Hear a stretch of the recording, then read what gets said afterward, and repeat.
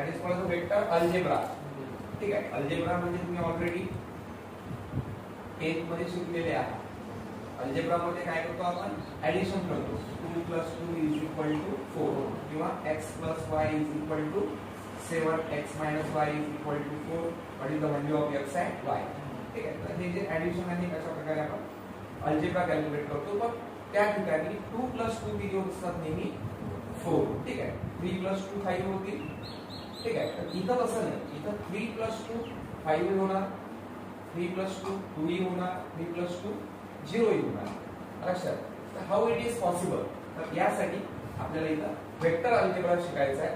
आणि vector algebra मध्ये आपण जे काही टॉपिक आहेत ते पाहण्याचा प्रयत्न करू आपण. ठीक आहे, समजा फॉर एक्झाम्पल आपण काय म्हणतो की that some physical quantity that it may be fundamental or it may be derived. ठीक आहे, यातल्या ज्या फिजिकल क्वांटिटी आहे, या फिजिकल क्वांटिटी पैकी काही क्वांटिटी काय आहे, स्केलर क्वांटिटी आहे आणि काही क्वांटिटी वेक्टर्स आहे. ठीक आहे, what is mean bye scalar quantity, the physical quantity will show only magnitude.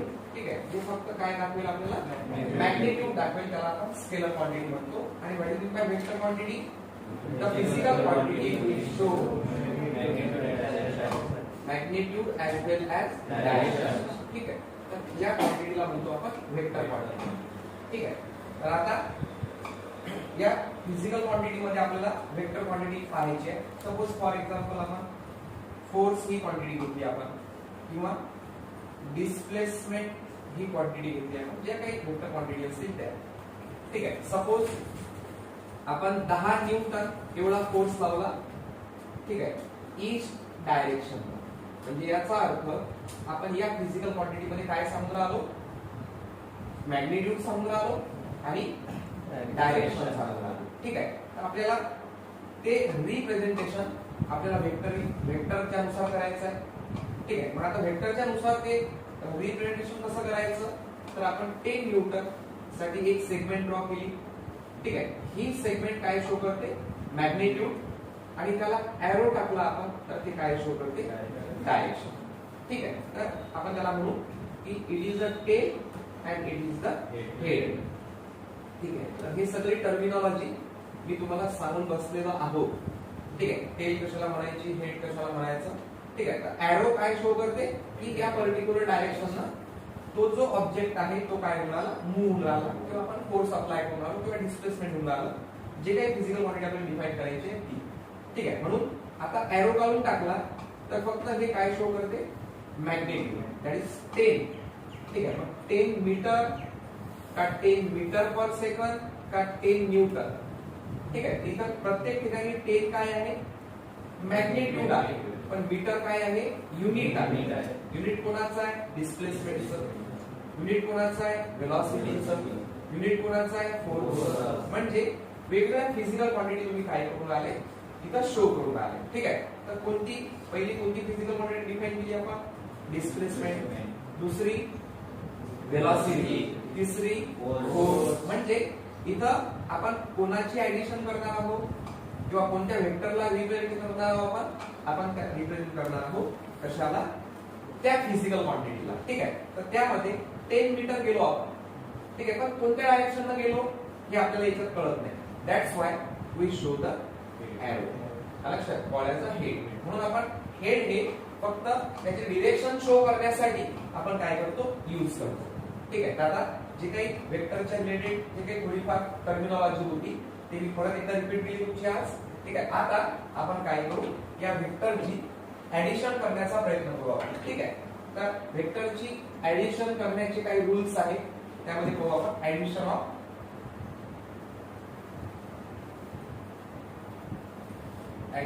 Of vectors.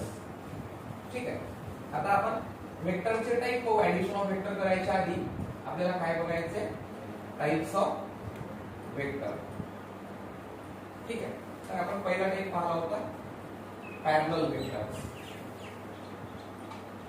ठीक आहे, पॅरलल वेक्टर्स.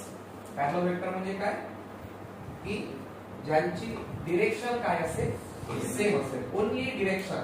लक्षात, magnitude and direction are same, they it is called as a equal vectors. ठीक आहे, त्याला काय म्हणू आपण इक्वल वेक्टर्स. ठीक आहे, म्हणजे याच्यामध्ये आपण थोडीशी जे मॅग्निट्यूड आहे ते बदलून टाकू. ठीक आहे, हा कोणता वेक्टर होता आपला वेक्टर पी, हा कोण आहे आपला वेक्टर क्यू. दोन्ही वेक्टर कसे आहेत पॅरलल आहे. That's why it is called as a parallel vector. ठीक आहे, तर पॅरलल वेक्टर मध्ये काय असेल फक्त डायरेक्शन आर सेम. ठीक आहे, डायरेक्शन सेम असायला पाहिजे बस. That is parallel vector. आता समजा हे काढले मी तर हे दोन वेक्टर कसे आहेत पॅरलल वेक्टर असतात कारण की डायरेक्शन कशी आहे दोघांची सेम. ठीक आहे, हे दोन वेक्टर्स काढले मी, हे दोन वेक्टर काय होतील पॅरलल वेक्टर कारण की दोघांची डायरेक्शन कशी आहे सेम. ठीक आहे, पण हे दोन वेक्टर काढले मी तर हे पॅरलल वेक्टर होणार नाही. ठीक आहे, कारण की डायरेक्शन काय नाहीये सेम नाहीये. तर पॅरलल वेक्टर समजलं सगळ्यांना. नंतर आहे इक्वल वेक्टर. इक्वल वेक्टर मध्ये काय होणार वेक्टर पी आणि वेक्टर क्यू. काय होणार vector p is equal to vector q. ठीक आहे, so magnitude and direction are same. ठीक आहे, याला काय म्हणायचं इक्वल वेक्टर. ठीक आहे, त्यानंतर anti parallel vectors. Anti parallel vectors. Anti parallel vector मध्ये दोघांची डायरेक्शन काय असेल अपोजिट. ठीक आहे, मॅग्निट्यूड जर सेम असेल डायरेक्शन अपोजिट असेल तर तो झिरो वेक्टर तयार होतो, नल वेक्टर तयार होतो. ठीक आहे, हा कोण आहे तुमचा वेक्टर पी आणि वेक्टर क्यू. तर काय म्हणू आपण इथं डायरेक्शन आर अपोजिट. ठीक आहे, त्याची डायरेक्शन काय असायला पाहिजे अपोजिट. दॅट्स व्हाय या वेक्टरला आणखी नाव काय आहे अपोजिट वेक्टर्स. समजलं आता. ठीक आहे, तो अँटी पॅरलल वेक्टर म्हणा किंवा अपोजिट वेक्टर्स म्हणा, that is directions are opposite. It is called as anti parallel vector. ठीक आहे, त्यानंतर null vector or zero vector.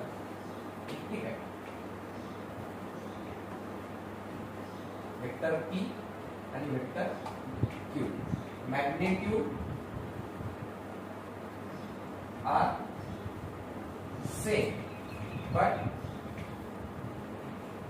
Direction is opposite. Zero नाही इज अपोजिट. ठीक आहे, त्यामुळे त्याचा रिझल्ट जो येतो तो काय येतो नल वेक्टर येतो किंवा अपोजिट झिरो वेक्टर त्याला म्हणू आपण. ठीक आहे, लक्षात आलं. ठीक आहे, so parallel vector, equal vectors, anti parallel vector, opposite vector, null vector आणि झिरो वेक्टर. ठीक आहे, आता जेव्हा आपण या वेक्टरच्या बद्दल काय करणार ऍडिशन करणार किंवा जर पॅरलल वेक्टर असतील किंवा अँटी पॅरलल वेक्टर असतील तर आपण त्यांची ऍडिशन कशी करतो तर आपल्याकडे रूल होता टेल टू हेड मेथड. काय करतो आपण पहिल्या वेक्टरच्या हेडवर दुसऱ्या वेक्टरची टेल. ठीक आहे, म्हणजे आता सपोज हा तुमचा पहिला वेक्टर होता वेक्टर पी. ठीक आहे, हा होता तुमचा वेक्टर पी. आता पहिल्या वेक्टरच्या पी वर दुसऱ्या वेक्टरची काय घेऊ आपण टेल, म्हणजे हा झाला तुमचा वेक्टर क्यू. ठीक आहे, तर रिझल्ट काय आहे तुमचा रिझल्ट येईल तुमचा vector p plus vector q. याला म्हणतो आपण vector r. That is result. ठीक आहे, दोन वेक्टरची काय केली आपण ऍडिशन केली. का ऍडिशन केली कारण की दोघांची डायरेक्शन काय आहे सेम आहे. ठीक आहे, हे पहिला रूल. ठीक आहे, ऍडिशन केव्हा होते जेव्हा दोघांची काय लागेल आपल्याला डायरेक्शन सेम लागेल. ठीक आहे, आणि दुसरी गोष्ट दोन्हीही वेक्टर हे सेम टाइपचे असायला पाहिजे. सेम टाइपचे. सेम टाइप म्हणजे हा जर डिस्प्लेसमेंट असेल तर हा सुद्धा डिस्प्लेसमेंट. हा जर फोर्स असेल तर हा सुद्धा फोर्स वेक्टरच लागेल.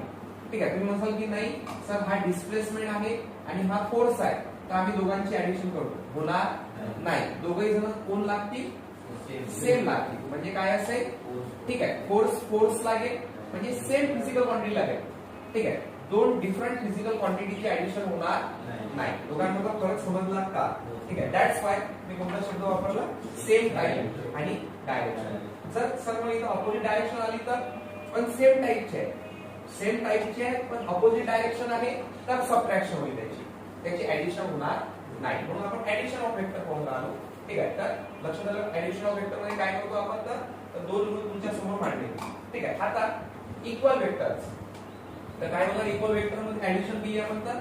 पहिला वेक्टर कोण आहे तुमचा P, दुसरा वेक्टर कोण आहे तुमचा Q. ठीक आहे, P आणि Q कसे आहेत इक्वल, म्हणजे शेवटी काय होईल सांगा, वेक्टर R येऊन जाईल तुमचा vector P plus vector Q. ठीक आहे, आता जेवढा P आहे तेवढाच Q आहे, तर Q ला काय म्हणतो मी P म्हणतो. कळलं आता, so P plus P twice of P. ठीक आहे, म्हणजे काय झाले हे दोन्ही इक्वल वेक्टर झाले, इक्वल वेक्टरची ऍडिशन. ठीक आहे, तर त्याला आपण म्हटलं कोणती method, tail to head method. ठीक आहे, आता आपण अपोजिट वेक्टरची ऍडिशन करू. ठीक आहे, अपोजिट वेक्टरची ऍडिशन करताना काय आहे, पहिला वेक्टर कोण आहे तुमचा वेक्टर P. ठीक आहे, हा तुमचा पहिला वेक्टर आहे वेक्टर P. पहिल्या वेक्टरच्या हेडवर दुसऱ्या वेक्टरची टेल घेऊ, बरोबर आहे ना. तर कोण होईल सांगायचं इथं, हा तुमचा पहिला वेक्टर आहे. ठीक आहे, सॉरी याचा एरो आपल्याला इकडे ठेवावा लागेल, बरोबर आहे. आणि वेक्टर Q आपण कशावर ठेवू, पहिल्या वेक्टरच्या हेडवर दुसऱ्या वेक्टरची टेल घेऊ. ठीक आहे, तर ही टेल ठेवली तर हा येईल तुमचा वेक्टर Q. लक्षात आलं आता काय होणार सांगा, एवढ्या व्हॅल्यू मधून एवढी व्हॅल्यू सबट्रॅक्ट करावी लागेल आपल्याला. ठीक आहे, म्हणजे काय आपल्याला हे एवढा रिझल्ट येईल फक्त आपल्याला. ठीक आहे, आणि डायरेक्शन कोणाची, मोठ्या वेक्टरची. कोण आहे मोठा वेक्टर, P मोठा वेक्टर आहे. ठीक आहे, थोडं लक्ष द्यायचं की आपण लहान करू. ठीक आहे, तर डायरेक्शन कोणाची घेऊ आपण, बिगर वेक्टरची. ठीक आहे, तर बिगर वेक्टर कोण आहे P, म्हणून इथे आलं. हा कोण आला तुमचा vector R. Vector R is equal to vector P minus vector Q. कळलं आता. ठीक आहे, so that is the result of vector. समजलं आता. ठीक आहे, कोणत्या वेक्टर मधून कोणता वेक्टर सबट्रॅक्ट करायचा, that is called addition of vectors. समजलं आता. सर जर दोन वेक्टर पॅरलल असतील आणि जर दोन वेक्टर अँटी पॅरलल असतील तेव्हा आपण ऍडिशन करणार. पण जर दोन वेक्टर सुद्धा पॅरलली नाहीये आणि अँटी पॅरलली नाहीये, मग तेव्हा कशी ऍडिशन करायची, तर आपण कोणता रूल वापरतो सांगा,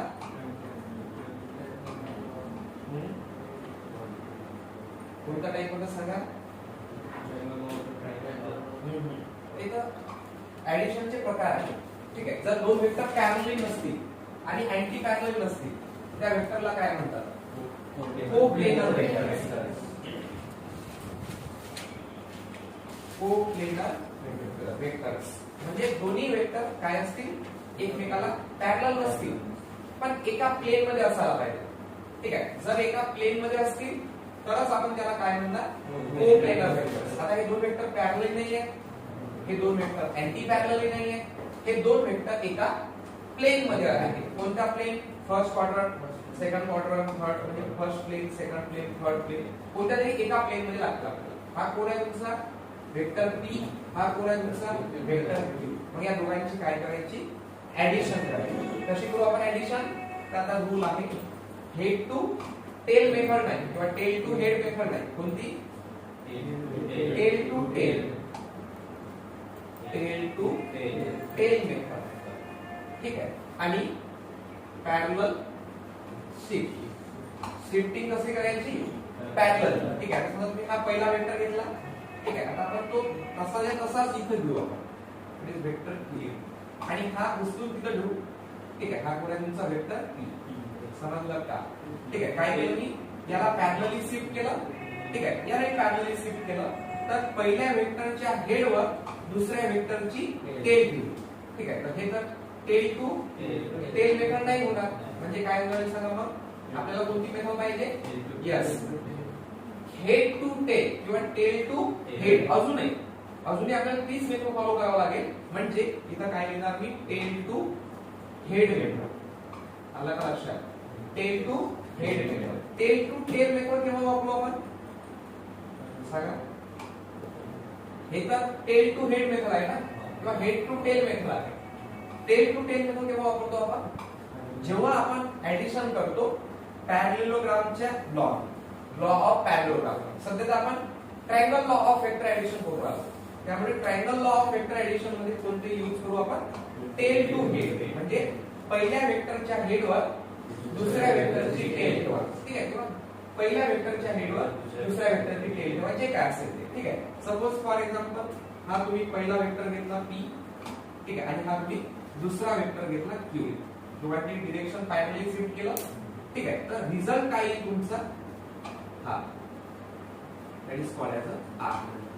समजलं आता? तर r इज इक्वल टू काय होईल? Vector p plus vector q. ठीक आहे. तर याच्यामध्ये काही डिफिकल्टी आल्या होत्या त्या मी मागच्या वेळेस तुम्हाला सांगितल्या होत्या. आता त्या डिफिकल्टी एवढा सांगत बसत नाही मी, ठीक आहे. So that is the tail to head vector, ठीक आहे. पण इथं आपण ज्या लेवल नुसार किंवा ज्या बेस नुसार आपल्याला ऍडिशन करायची आहे ती ऍडिशन होणार नाही. दॅट्स व्हाय हे जे पॅरलली शिफ्ट करून आलो आपण टेल टू हेड मेथड मध्ये, जो रिझल्ट मिळेल आपल्याला तो काही 100% काय नाहीये, करेक्ट नाहीये. त्यामध्ये जो आन्सर येईल ते काय होईल? डिफिकल्टी सॉरी एरर येईल त्यामध्ये, आणि ती एरर आपल्याला काय करायची आहे? इलिमिनेट करायची आहे. तर कसं इलिमिनेट करू आपण? कोणकोणते कारण आहे? तर आपण ते कारण पाहण्यासाठी आपण दुसरी मेथड पाहू. म्हणजे हे कोणती ऍडिशन झाली? Triangle law of vector addition, ठीक आहे. पण यामध्ये काही डिफिकल्टीज आल्या आपल्याला, ठीक आहे. मागच्या वेळेस बोललो होतो तुमच्यासोबत, ठीक आहे. तर फक्त जस्ट रिवाइज करून आलो. So triangle law of vector addition आपला रिझल्ट हा 100% ऍक्युरेट मिळला नाही. That's why we use the parallelogram law of vector addition, ठीक आहे. आणि मग तुम्हाला पॅरलेलोग्राम लॉचा काय सांगितला होता? तो पूर्ण लॉ समजून सांगितला होता तुम्हाला, आणि त्यामध्ये आपण मॅग्निट्यूड काढलं होतं रिझल्टंट वेक्टरचं. r is equal to under root of p square plus q square plus 2pq cos theta, आणि जो अँगल काढला होता आपण alpha is equal to tan inverse q plus q upon, सांगा आठवा, q अपॉन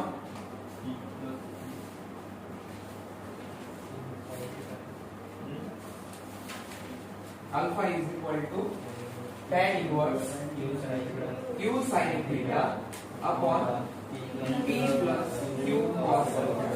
आठवते का? थीटा काय आहे? दोन वेक्टर मधला अँगल, त्याला म्हटलं होतं आपण कोणती method? Tail to tail method. Tail to tail method म्हणजे आता हे दोन्ही वेक्टर काय करायचे? टेल टेल जॉईन करायचे, ठीक आहे. तर काय होणार? हा तुमचा पहिला वेक्टर, हा तुमचा दुसरा वेक्टर, हा वेक्टर p आणि हा वेक्टर q, ठीक आहे. या दोघांमध्ये अँगल किती आहे? थीटा एवढा आहे. तर तो थीटा हा इथे आपण कन्सिडर केला. पॅरलली शिफ्ट करू आपण. त्याला इथून उचलायचं, इथे ठेवा. हा कोणी तुमचा वेक्टर p, हा इथून उचला, इथे ठेवा. हा कोणी वेक्टर q, आणि पहिला वेक्टर दुसरा वेक्टर सेम ऑर्डर मध्ये काय मिळेल तुम्हाला? समजलं आता? तर q रिझल्ट सोबत जो अँगल करतो त्याला म्हणतो आपण अल्फा, ठीक आहे.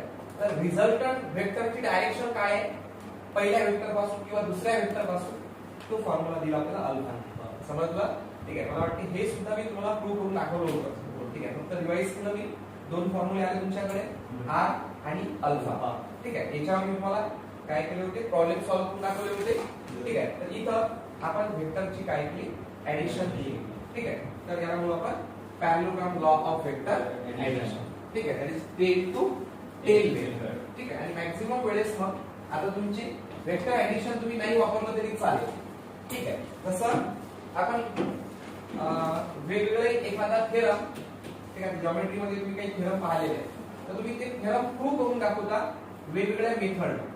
शेवटी आन्सर तुमचा सेमच येते, ठीक आहे. तर तुम्ही वेगळ्या मेथड्स वापरून जसं आन्सर आणता तसं तुम्ही triangle law of vector addition करा किंवा parallelogram law of vector addition करा, आन्सर तुमचं एकच यायला पाहिजे, ठीक आहे. आणि म्हणून तुम्हाला इझी मेथड कोणती वापरावी लागेल? Parallelogram law of vector addition, ठीक आहे. आता मला सांगा काय केलं सांगा. समजा आता तुम्हाला प्रॉब्लेम आला की हा तुमचा कोन आहे, एक ऑब्जेक्ट आहे, या ऑब्जेक्ट वर 10 न्यूटन फोर्स लागू आला इकडे, ठीक आहे. 7 न्यूटन फोर्स लागू आला इकडे. सांगा या ऑब्जेक्ट वर टोटल फोर्स किती लागेल? आणि नंबर 2 रिझल्टंट वेक्टर जो जाईल त्याचा अँगल किती असेल अल्फा. ठीक आहे. तर तुम्हाला दोन वेक्टरचं मॅग्निट्यूड दिलेलं आहे आणि 45 डिग्री अँगल दिलेला आहे.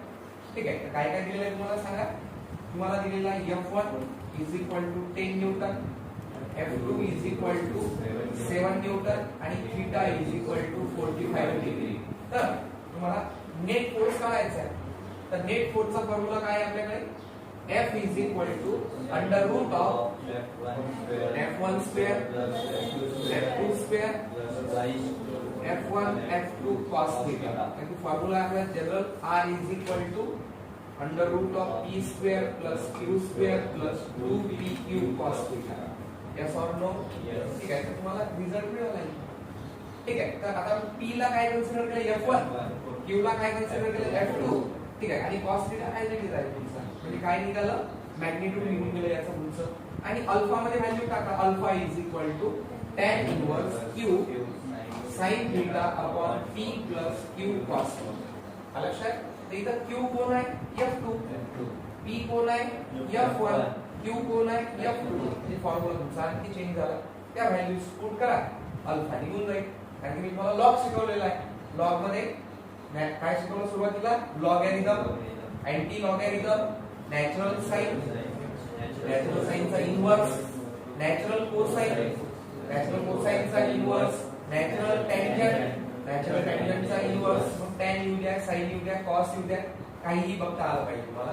म्हणून लॉग सुद्धा घेतलं होतं मागच्या वेळेस. ठीक आहे. म्हणजे बेसिक जे आहे ते तुमचं आपण क्लिअर. ठीक आहे. तर इथं इथपर्यंत मला असं वाटतं मागच्या वेळेस झालं होतं आपलं. ठीक आहे. तर तुमची रिव्हिजन घेतली मी. आता आपल्याला काय करायचं आहे. ठीक आहे. समजा फॉर एक्झाम्पल आता आपण एखादं लेसन स्टार्ट करू आपण. ठीक आहे. सर्क्युलर मोशन किंवा रोटेशनल मोशन किंवा ऑसिलेशन. समजा फॉर एक्झाम्पल हा तुमचा काय आहे रिजिड सपोर्ट आहे. याला आपण एक स्ट्रिंग टाय केला. याला एक आपण मेटॅलिक बॉब अटॅच केला आणि याच्यावर किती फोर्स लावला आपण F एवढा फोर्स लावला. तर ऍक्च्युअली हा ऑब्जेक्ट असा सरळ जायला पाहिजे. पण हा ऑब्जेक्ट असा न जाता असा जातो. बरोबर आहे. मला सांगा हा ऑब्जेक्ट इकडे का गेला. कारण की तुमच्या या ऑब्जेक्टवर एक फोर्स लागत नाहीये. कोणकोणते फोर्सेस लागतात सांगा या ऑब्जेक्टवर. एक तुम्ही लावलेला, एक gravitational force that is mg, आणि तिसरा फोर्स स्ट्रिंग लावून राहिला टेन्शन वरच्या डायरेक्शनला. या तिघांच्या फोर्सेस मिळून एक फोर्स तयार होईल जो तुमचा नेट फोर्स आहे. समजलं का. कोणता फोर्स नेट फोर्स. ठीक आहे. आणि तो नेट फोर्स इकडे लागून राहिला त्यामुळे रिझल्ट इकडे मिळेल आपल्याला. ठीक आहे. म्हणजे याचा अर्थ आपल्याला इकडे रिझल्ट का मिळून राहिलं त्याचं कारण समजायला पाहिजे तुम्हाला. मग तुम्ही काय केलं सांगा. वेक्टर ऍडिशन केली. ठीक आहे. सर आम्ही तर दोन वेक्टरची ऍडिशन शिकलो आतापर्यंत. इथं तर तीन आहे. मग कसं करायचं सांगा. पहिले F1 F2 सॉल्व करून घेऊ. मग या दोघांचा एक नेट येईल. ठीक आहे. तो नेट फोर्स आणि हा T या दोघांचा फोर्स मिळून एक तिसरा फोर्स काढू. तो हा F नेट असेल. कळला. म्हणजे आपल्याला एक एक फोर्स काय करत जावं लागते सॉल्व करत जावं लागते. ठीक आहे. त्यासाठी एक तुम्हाला प्रॉब्लेम देतो. तर तुम्हाला ते प्रॉब्लेम आता कॅल्क्युलेट करता आलं पाहिजे. ठीक आहे. आणि म्हणून तुम्हाला येते का बघा ते प्रॉब्लेम त्या लेवलवर. ठीक आहे. ठीक आहे. Solve the following problem. Suppose मी काय केलं. हा एक ऑब्जेक्ट घेतला. या ऑब्जेक्टवर मी किती फोर्स लावला. That is 10 Newton. ठीक आहे. किती डिग्री ना 30 डिग्री फ्रॉम दॅट कंडिशन. ठीक आहे. इकडे लावला मी त्याच्यावर 5 न्यूटन. ठीक आहे. अँगल आहे हा 45 डिग्री. ठीक आहे. इकडे फोर्स लावला मी 10 न्यूटन. ठीक आहे. जो अँगल आहे तो आहे 45 डिग्री. इथं फोर्स लावला मी 5 न्यूटन. ठीक आहे. किंवा याला म्हणतो मी 15 न्यूटन. ठीक आहे. अँगल आहे तुमचा 30 डिग्री. ठीक आहे. हा कोण आहे तुमचा ऑब्जेक्ट. सांगा नेट फोर्स याच्यावर किती लागला. Find the net force acting on it. चला पहिले डायग्राम काढून द्या. ते करा. तर नेट फोर्स एकच निघून आला आपल्याला. म्हणजे आपल्याला आता नेट फोर्स काढायचा आहे. असंच याच्यावर नेट फोर्स काढावा लागेल आपल्याला. ठीक आहे, त्याच्यासाठी आपल्याला आधी काय येणं गरजेचं आहे, रिझॉल्युशन ऑफ वेक्टर. तुम्हाला हे रफ मध्ये लिहून सांगितलं मी आधी. ठीक आहे, आता तुमच्या रजिस्टर मध्ये फेअर मध्ये लिहायचं आपल्याला रिझॉल्युशन ऑफ वेक्टर. लिहून दिलं तर मागच्या वेळेस नाही टाका हे रिझॉल्युशन ऑफ वेक्टर्स.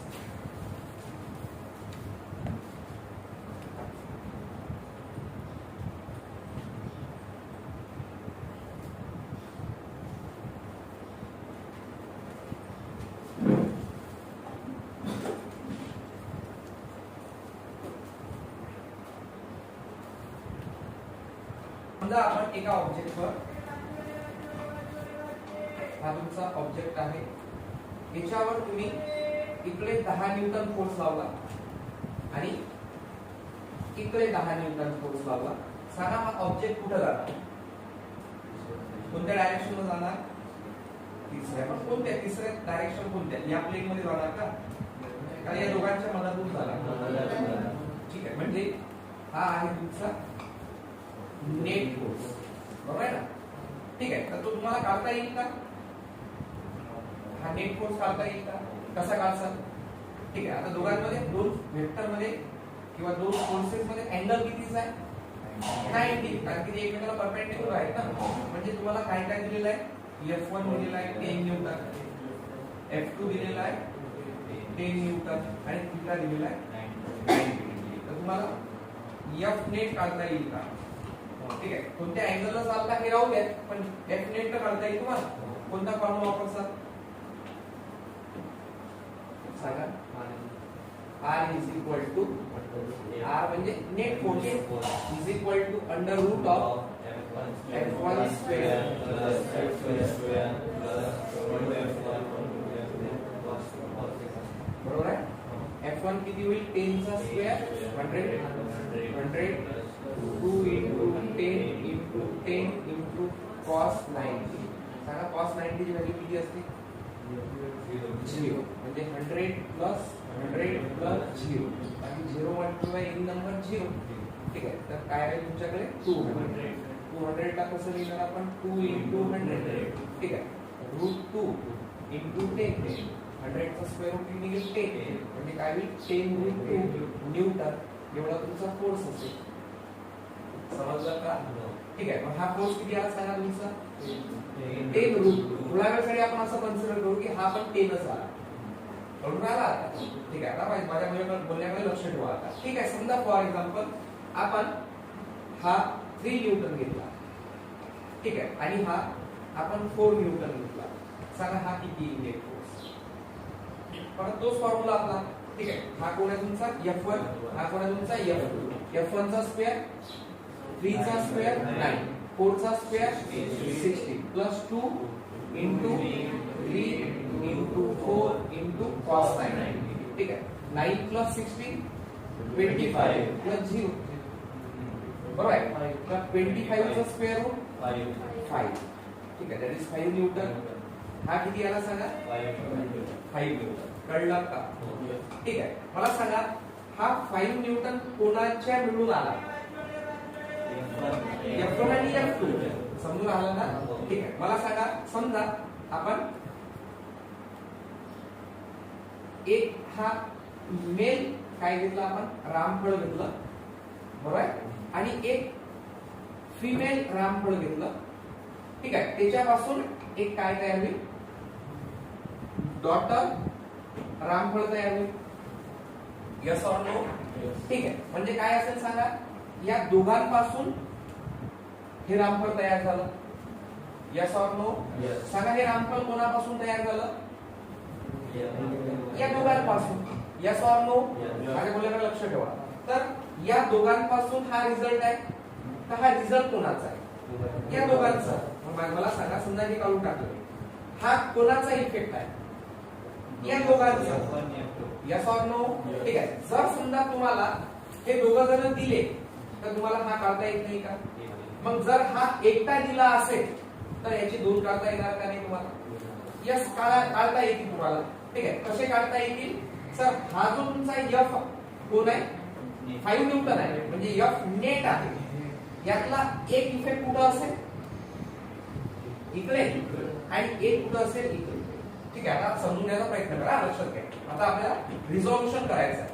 ठीक आहे, तर सपोज मी काय करतो, हा एक तुमचा वेक्टर आहे, याची व्हॅल्यू किती आहे, p व्हॅल्यू आहे याची. ठीक आहे, आता मी काय करतो, हा घ्या किंवा दुसरा घ्या p, समजा तुम्ही हा घेतला दुसरा p, बरोबर आहे, हा तुमचा पहिला p. तर काय करायचं, याची जी टेल आहे या टेलवर काय टाकायचे, कार्टेशियन कोऑर्डिनेट टाकायचे. ठीक आहे, हे कोण झाले y ऍक्सिस, हे कोण झाले तुमची x ऍक्सिस. त्याला याच्यासोबत किती अँगल फॉर्म केला, थीटा. ठीक आहे, आता इथे कसं होईल, हा तुमचा एक वेक्टर, हे तुमचा दुसरा वेक्टर. ठीक आहे, हा काय झाला सांगा तुमचा थीटा. ठीक आहे, आणखी लागलं तुम्ही अँगल वाढवा, हा घेतला अँगल, काय होईल सांगा सर, इथून परपेंडिक्युलर टाकली, इथून परपेंडिक्युलर टाकली, इथं इंटरसेक्ट झाले, तो झाला ओरिजिन. हा काय झाला तुमचा थीटा. ठीक आहे, हा कोण असेल तुमचा वेक्टर p. आता बोलणं समोर आलं. ठीक आहे, आता समजा फॉर एक्झाम्पल आपण इथून एक परपेंडिक्युलर टाकला, बरोबर आहे ना. ठीक आहे, तर तो इथून 90 करून आला. ठीक आहे, इथून एक परपेंडिक्युलर टाकला तर हा इथून 90 करून आला, बरोबर आहे. आता मला सांगा हा किती आहे, थीटा, बरोबर आहे ना. तर या थीटाची ही काय असेल, अपोजिट साइड, ही काय असेल ऍडजसंट साइड, आणि ही काय असेल हायपोटेन्यूज. Yes or no. ठीक आहे, आता मला सांगा हे जेवढी व्हॅल्यू आहे तेवढीच ही आहे ना, म्हणजे याला ही पॅरलल आहे, तर याला ही पॅरलल आहे, म्हणजे हे कोण झाली x ऍक्सिस, बरोबर आहे ना. हे कोण झालं y ऍक्सिस. ठीक आहे, x ऍक्सिस ला ही पॅरलल, म्हणजे ही x ऍक्सिस होईल, y ऍक्सिस ला पॅरलल हे y होईल. Yes or no. ठीक आहे, मग मला सांगा आता आपण ट्रिग्नोमेट्रिक फंक्शन वापरू, कोणतं, साइन थीटा. काय आहे साइन थीटाचा फॉर्म्युला, अपोजिट अपॉन हायपोटेन्यूज. सांगा या थीटाची अपोजिट कोण आहे, 90 डिग्री नाही तरी अपोजिट. साइन थीटाची अपोजिट कोण आहे, y, कारण की y झालं तर हे y होईल ना. ठीक आहे, तर y अपॉन हायपोटेन्यूज. हायपोटेन्यूज कोण आहे तुमचं p. Yes or no. cos theta काय होईल, ऍडजसंट अपॉन हायपोटेन्यूज. ऍडजसंट कोण आहे, x अपॉन हायपोटेन्यूज. हायपोटेन्यूज आहे p. कळून आला आता, म्हणजे p कोण आहे, p कोण आहे सर, आम्हाला माहित असलेला वेक्टर. अरे तुम्हाला दोन माहित होते तर तुम्ही दोनावरून एक काढलं ना, मग एकावरून दोन काढू शकत नाही का, यस काढू शकतो. पण सर या एकाचा एक पार्ट x ऍक्सिस कडे असेल, याचा एक पार्ट y ऍक्सिस कडे असेल. फक्त तुम्हाला हे काढायचं आहे की याचा किती पार्ट x ऍक्सिस कडे आहे आणि किती पार्ट y ऍक्सिस कडे. समजला. म्हणजे तुम्हाला माहिती काय आहे, p माहिती. ठीक आहे, मग मला सांगा p इज इक्वल टू काय होईल, sin theta is equal to y upon p. तर p इज इक्वल टू काय होईल, y sin theta. Yes or no.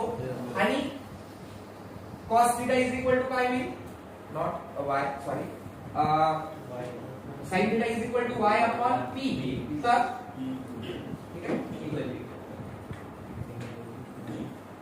sin theta is equal to y upon p, बरोबर आहे ना. तर y is equal to p sin theta आणि cos theta is equal to x upon p. तर x is equal to p cos theta. Yes or no. ठीक आहे, म्हणजे काय झालं सांगा सर, p चा y ऍक्सिस कडे किती पार्ट आहे, p sin थीटा. ठीक आहे, मग मी इथं y ला काय लिहिणार सांगा, p sin theta. Yes or no. आणि x डायरेक्शन ला काय लिहिणार मी, p cos थीटा. समजलं का, कळलं आता. मग आता तुम्हाला जर ह्या व्हॅल्यू समजल्या असतील तर मला रिझोल्यूशन सांगा तुम्ही. ठीक आहे, समजा मी काय केलं, इथं एक वेक्टर घेतला, हा आहे r, बरोबर आहे. सांगा याचा एक पार्ट कुठं ऍक्ट होईल आणि दुसरा पार्ट कुठं ऍक्ट होईल, कोणते. असं काही नाही की तो असंही असू शकतो. मग असं असेल तर काय करायचं सांगा. ठीक आहे, जे काही आहे आपल्याला काय टाकावं लागतील, x ऍक्सिस आणि y ऍक्सिस ड्रॉ करावं लागतील आपल्याला. तर ही x, ही x डॅश, ही y, y डॅश. याला कसं करसाल सर, इथं आणि इथं, हे कोण झालं x, हे कोण झालं y. समजला आता? ठीक आहे. तर R झाला तुमचा. फक्त आता तुम्हाला आणखी काय माहित पाहिजे की सर R y ऍक्सिस सोबत किंवा x ऍक्सिस सोबत किती अँगल फॉर्म करतो हे माहिती पाहिजे आम्हाला. फक्त दोन गोष्टी माहित असतील तर तुम्ही याचे काय करू शकता, कॉम्पोनंट काढू शकता. ठीक आहे. मी त्याला शब्द काय वापरून आलो, पार्ट. पार्टला शब्द काय वापरणार आहोत आपण, कॉम्पोनंट. याचा एक कॉम्पोनंट कुठं असेल, अलॉंग द x ऍक्सिस, आणि एक कॉम्पोनंट कुठं असेल, अलॉंग द y ऍक्सिस. किती असेल तो काढायचा आपल्याला. ठीक आहे. मग मी तुम्हाला परपेंडिक्युलर ड्रॉ करून दाखवलं होतं. मग मला सांगा या डायरेक्शन कडे ही कोण आहे, हा वेक्टर कोण आहे. सर हा rx वेक्टर आहे. Yes or no. हा कोण आहे, ry वेक्टर आहे. नाही समजून आलं. हा तुमचा f आहे. तर याचा एक पार्ट कुठं असेल, अलॉंग द x ऍक्सिस, म्हणून त्याला fx म्हटलं आपण. Along the y axis fy. लक्षात f न वापरता मी r वापरलं, म्हणून काय वापरसाल तुम्ही, rx ry. कळून दाखवत का? ठीक आहे. मग आता मला सांगा याचा r चा एक component along the x axis किती येईल, rx is equal to r cos theta. बरोबर. आणि इकडे ry काय येईल, r sin थीटा. नाही समजलं सर r cos थीटा कसं काय आलं तर. ठीक आहे. आपण याला पुन्हा कंप्लीट करू. इथून एक परपेंडिक्युलर टाकली मी, इथून एक परपेंडिक्युलर टाकली. हा काय झाला तुमचा 90, हा काय झाला तुमचा 90. आता हा 90 आहे, मला थीटा हा दिलेल्यामुळे याचं काही घेणं नाही. ठीक आहे. हा कोण आहे तुमचा rx, तर हा कोण होईल rx. हा कोण आहे तुमचा ry, तर हा कोण होईल तुमचा ry. Yes or no. चला ट्रिग्नोमेट्रिक फंक्शन लावा. कोणतं, sin थीटा. काय आहे sin थीटाचा formula, opposite upon hypotenuse. Opposite कोण आहे ry, हायपोटेन्यूज कोण आहे r. बरोबर. तर ry इज इक्वल टू काय होईल, r sin थीटा. आणि cos theta is equal to adjacent upon hypotenuse. Adjacent कोण आहे, आणि हायपोटेन्यूज कोण आहे r. तर rx इज इक्वल टू काय येईल, r cos theta. Okay, r cos theta. ठीक आहे. तर तुम्हाला ry आणि rx मिळून गेलं. सांगा rx काय येईल, r cos थीटा. आणि ry काय येईल, r sin theta. Yes or no. ठीक आहे. आता एक सिंपल टिक्स लक्षात ठेवा. आता हे प्रत्येक वेळेस असा ट्रायंगल परपेंडिक्युलर ड्रॉ करत बसायचं नाही. काय लक्षात आलं तुमचं आतापर्यंत की सर आता हा आमचा r होता आणि हा कोण आहे थीटा. थीटाला लागून cos थीटा घ्यायचं आणि थीटाच्या अपोजिट मध्ये sin थीटा घ्यायचं. रूल समजला आता. आता बघा 2 मिनिटात आन्सर तयार होतो तुमचा. समजा हा 10 न्यूटन आहे. किती फोर्स आहे हा, 10 न्यूटन. आणि हा x ऍक्सिस सोबत 45 डिग्रीचा अँगल तयार करतो. सांगा याचे दोन कॉम्पोनंट कोणकोणते असतील. एक असेल rx आणि एक असेल ry. सांगा rx किती असेल, r नाही आहे, 10 आहे. 10 cos थीटा किती आहे, 10 cos 45. आणि इकडे 10 sin 45. लक्षात आलं आता. ठीक आहे. समजा आता हा वेक्टर आहे. हा वेक्टर चं नाव आहे p वेक्टर. ठीक आहे. आता हा तुमच्या कोणासोबत, ओरिजिन सोबत x ऍक्सिस पासून थीटा एवढा अँगल तयार करतो. सांगा याचे दोन कॉम्पोनंट कोणकोणते असतील. एक असेल px आणि एक असेल py. सांगा px काय असेल, p cos theta. Yes or no. आणि py काय असेल, p sin. यालाच म्हणतात रिझोल्यूशन. काय म्हणतात याला, काय म्हणतात याला, कोणाचं रिझोल्यूशन, एका वेक्टरचं. बरोबर आहे ना. एक वेक्टर जो तुम्हाला दिलं,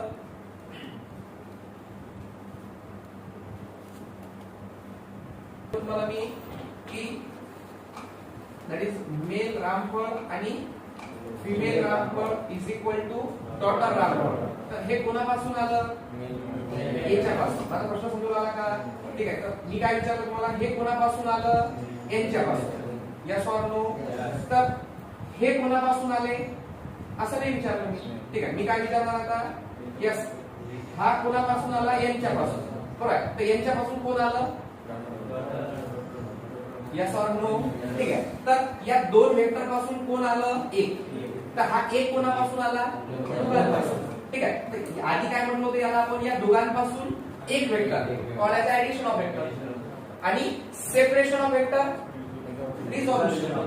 लक्षात आलं? आता रिझॉल्व करणे म्हणजे काय? एकाचे दोन करणे आणि दोनाचे एक करणे म्हणजे काय? अनरिझॉल्व करणे.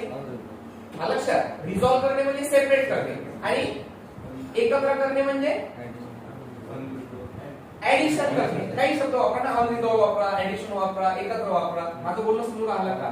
आता काय शिकलो आपण? दोघांचे एक करणे. पण आता काय शिकलो आपण?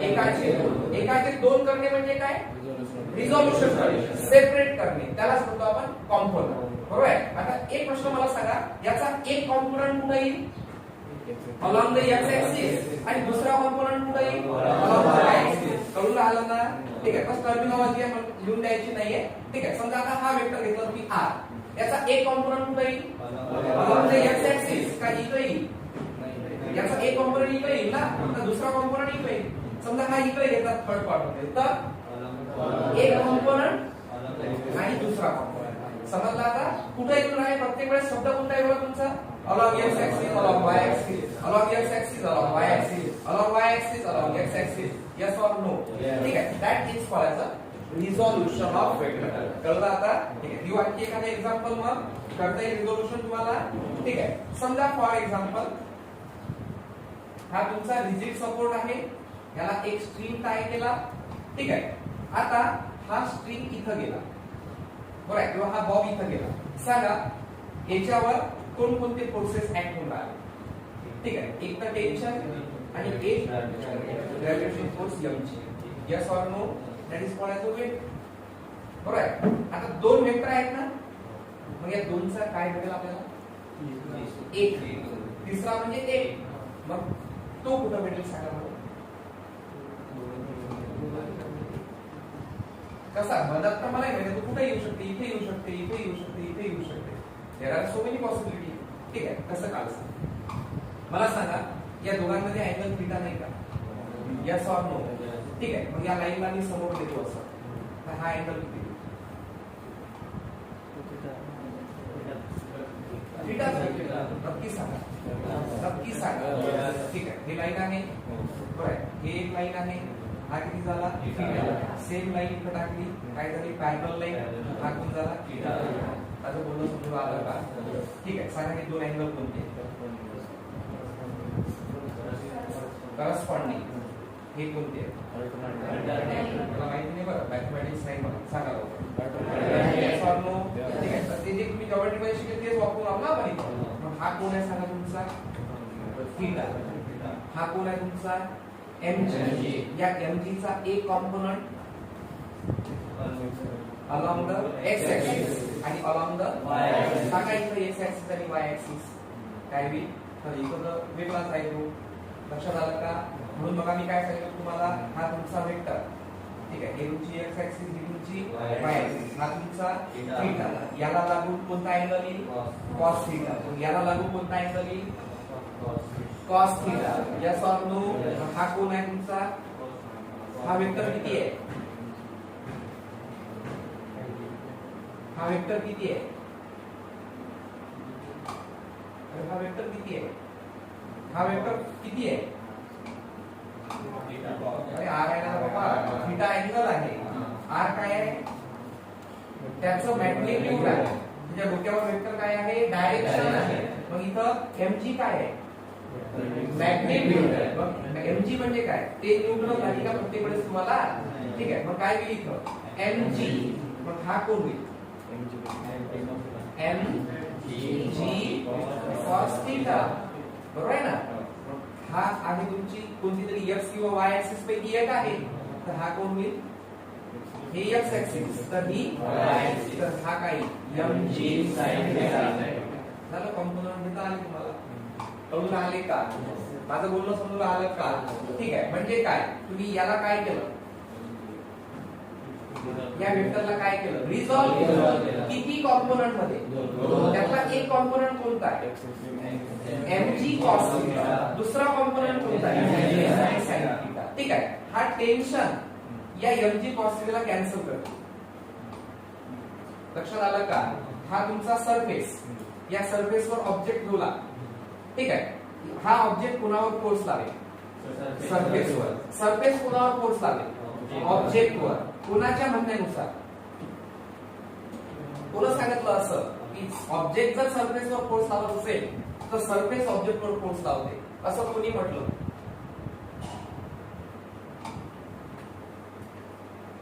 हा पेन माझ्या हातावर आहे, बरोबर आहे ना? तर हा पेन माझ्या हातावर फोर्स लावून आला का? माझा हात पेनावर फोर्स लावून आला का? नक्की सांगा. कोण सांगितलं? न्यूटन. कोणता न्यूटनचा लॉ? Third law. Every action there is equal and opposite reaction. जर ऑब्जेक्ट सरफेस वर फोर्स लावत असेल तर सरफेस ऑब्जेक्ट वर फोर्स लावते, पण कोणत्या डायरेक्शन? Opposite direction. सरफेस खाली लावते तर सरफेस वर लावते. Every action there is equal and opposite reaction. हे ऍक्शन तर ही रिएक्शन, हे रिएक्शन तर हे ऍक्शन. समजून आलं का? आता हे सगळे शब्द तुम्हाला समोरच्या मध्ये वापरावे लागतील. सो ऍक्शन अँड रिएक्शन कळून आलं का? समजा आपण पाणी घेतलं, पाण्यामध्ये एखादा ऑब्जेक्ट टाकला, तो ऑब्जेक्ट डुबला किंवा तो ऑब्जेक्ट तरंगला तर तो का तरंगून राहिला?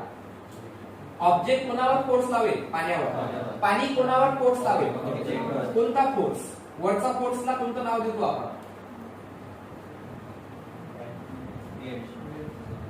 तिथं वेगळी नाव झाली. आतापर्यंत काय शिकले तुम्ही 98व्या वर्गात? ऑब्जेक्ट वर पाणी कोणता फोर्स लावून आला? Upward force. ऑब्जेक्ट कोणता फोर्स लावून आला? Downward force. अपवर्ड फोर्सला आणखी दुसरं नाव काय?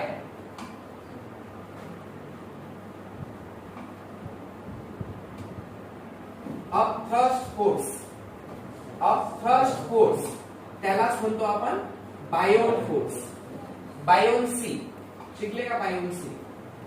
What is mean by buoyant force? Buoyant force म्हणजे अपथर्ड फोर्स. कळलं का? ठीक आहे. It was given by the scientist whose name was Buoyan, आणि म्हणून त्याच्यावर त्याला बायोन फोर्स नाव देण्यात आलं. बायोन म्हणजे काही वेगळा फोर्स नाहीये, अपथर्ड फोर्स. कोणी त्याला अपवर्ड कठीण शब्द वापरत असेल तर अपवर्ड फोर्स. कळून राहिलं का? डाऊनवर्ड फोर्स कोणता असतो? Gravitational force. कळून राहिलं का? ठीक आहे. म्हणून वेगवेगळे नाव आपण तिथं वापरू द्या. कोणी अपथर्ड म्हणे, अपथर्ड म्हणे, कोणी अपवर्ड म्हणे, कोणी बायोन म्हणे. That phenomena is called as a buoyancy. ठीक आहे. तर आता रिझोल्यूशन समजून आलं का तुम्हाला? ठीक आहे. तर कशा प्रकारे तुम्हाला त्याचे कॉम्पोनंट काढता येतील का? तर रिझोल्यूशन ऑफ वेक्टर समजलं का? 11च्या बुक मध्ये तुम्हाला रिझोल्यूशन दिलेलं आहे.